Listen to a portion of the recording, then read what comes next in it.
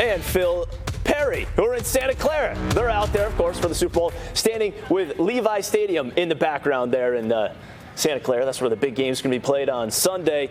Jones, I'll start with you. How do you feel about Sam Darnold? Do you think he's still got some of that seeing ghost in him? I do. I mean, I can't believe how good he was in the NFC title game. I've kind of doubted him all year long.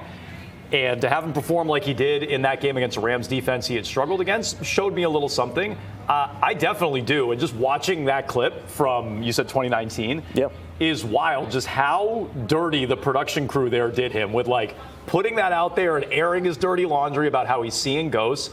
And he has a chance to come full circle and, completely change that narrative by putting up a big game in the Super Bowl. I still think that guy's in there. I know Phil has some great numbers on the pressure that they could apply to him and how he's dealt with pressure. So I think that's still there. But yeah, I'm a little nervous because I've doubted him all year and he's gotten all the way to this game. Phil, how do you feel about Sam Darnold? Do you believe in him?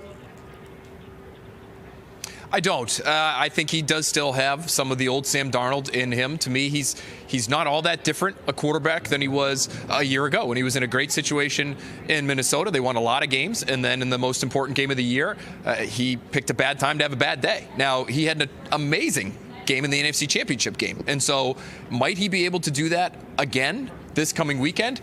I guess. We've seen mediocre quarterbacks get hot and win Super Bowls in the past. So the idea that you have to have an all-time great back there, Tom, to win the Lombardi Trophy is just not true. Nick Foles got hot, won a Super Bowl. Joe Flacco got hot, won a Super Bowl. Jalen Hurts, I think we're finding out, is closer to mediocre than great.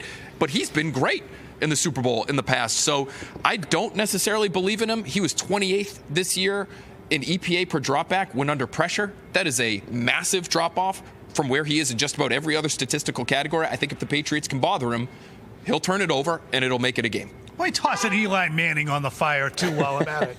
The epitome of the mediocre quarterback who got hot and might end up in Canton as a result. When we say, do you believe in him or not, to me it's a percentage thing.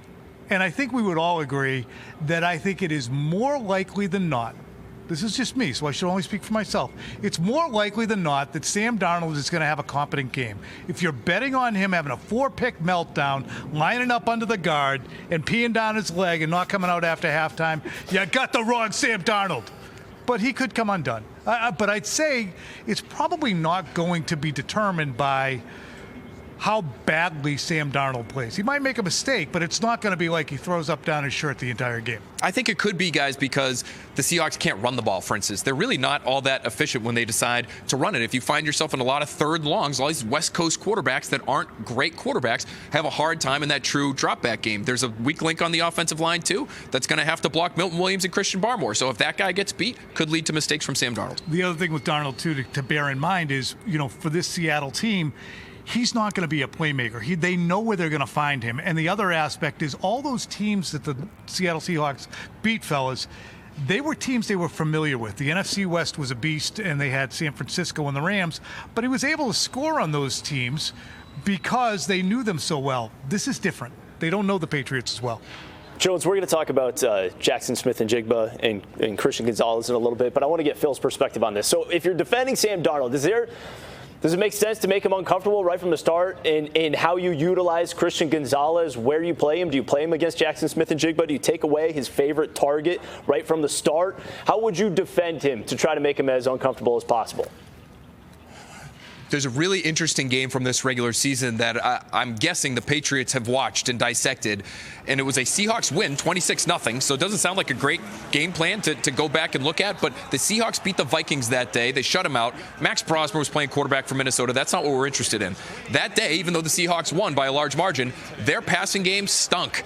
Jaxon Smith-Njigba had just 2 catches. Sam Bradford completed about 50% of his passes. He had a rating of about 65. They could do nothing through the air, and the way they defended Njigba was sending obvious double teams at him. That was part of the equation. But Brian Flores took what is already a blitz-heavy defense and ratcheted it up like by 2. He blitzed over 60% of the time against Sam Darnold, and Darnold has had a great year throwing down the field.